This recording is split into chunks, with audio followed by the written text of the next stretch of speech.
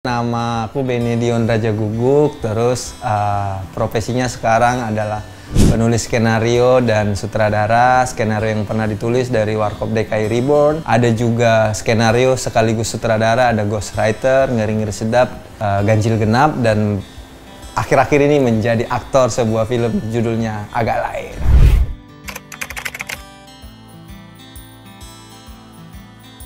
Oke, semuanya mungkin berawal karena orang tuaku, bapak itu seorang guru, jadi dia juga itu suka membaca.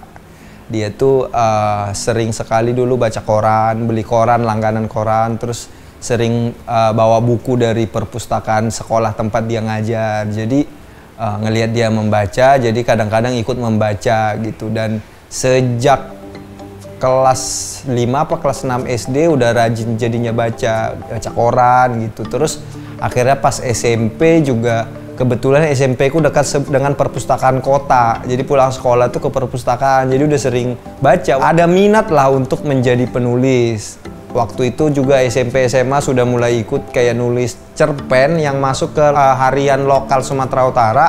Koran pertama itu namanya Sinar Indonesia Baru, dan itu memang diberikan apresiasi 20.000 untuk sebuah cerpen gitu. Ketika suka membaca ada kepikiran juga untuk, oh kalau aku membaca ini, kalau mungkin aku yang nulis, aku bisa bikin ceritanya jadi begini gitu, jadi begini. Dan itu tuh akhirnya memicu pikiran-pikiran di kepala, apa aku menulis ya gitu.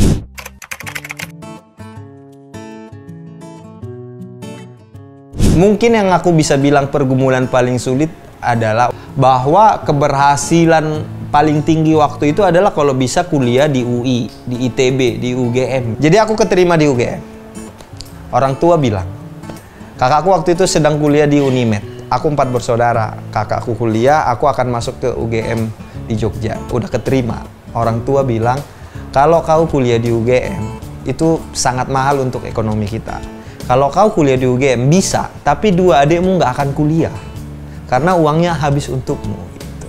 Jadi aku sempat bilang ke orang tua aku, mak, kuliah kan aku di UGM. Nanti ketika adik masuk usia kuliah, itu aku sudah lulus. Nanti aku akan kerja keras supaya membantu mama menguliahkan 2 adik ini.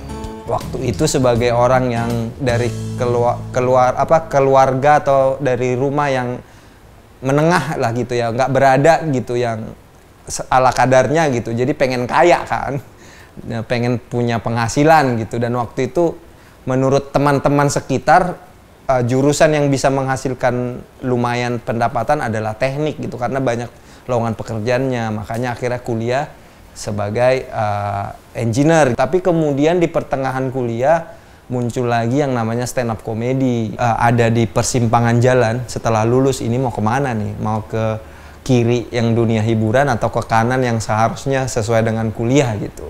Dan orang tua juga kebetulan karena tadi tidak dari ekonomi yang sudah meyakinkan, mereka juga khawatir anak ini kuliah kami biayain, utang di mana-mana, kok tidak berguna kesannya ini kuliah gitu. Jadi orang tua juga khawatir gitu kan, ketika akhirnya ada pergumulan itu. Di saat itu adikku sudah kuliah dua-duanya, dan benar-benar lagi bimbang gitu, karena ketika awal-awal aku masuk dunia hiburan itu kan masih perjuangan, belum ada pekerjaan tetapnya, dan sebagai pemula bayarannya juga belum seberapa gitu. Jadi benar-benar di situ yang benar-benar galaunya. Kadang-kadang orang tua akan mengabarkan 2-3 bulan lagi adikmu harus bayar uang kuliah, ada nggak uangnya gitu.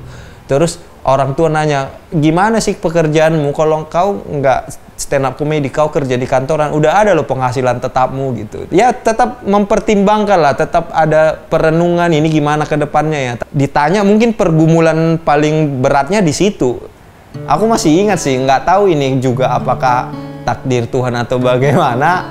Jadi karena lagi bergumul itu aku ke toko buku, terus membaca sebuah buku judulnya The Alchemist. Di situ intinya ada sebuah kalimat yang mengatakan bahwa Tuhan itu bekerja melalui pertanda-pertanda gitu. Untuk tahu kemana Tuhan mengarahkanmu, ya pelajari pertanda-pertanda yang Tuhan berikan gitu. Nah, menurutku 2 tahun terakhir di masa kuliahku itu pertanda-pertandanya sudah sangat mengarahkan untuk mencoba ke dunia yang berbeda ini, karena tiba-tiba Tuhan mengenalkan stand up komedi, terus setahun kemudian tiba-tiba masuk TV, terus orang-orang mengenal, dan segala macam. Dulu pernah aku menulis, pernah membaca, dan sekarang mentor-mentor di stand up comedy bilang penulis skenario ini adalah ruang yang terbuka lebar. Ini kayak kok ini, oh ternyata ini puzzle yang ternyata disiapkan gitu, kayak dirancang gitu. Jadi kayak oke, mungkin ini yang Tuhan berikan tanda-tanda ini. Jadi kayak oke, aku akan mencoba memperjuangkannya lah.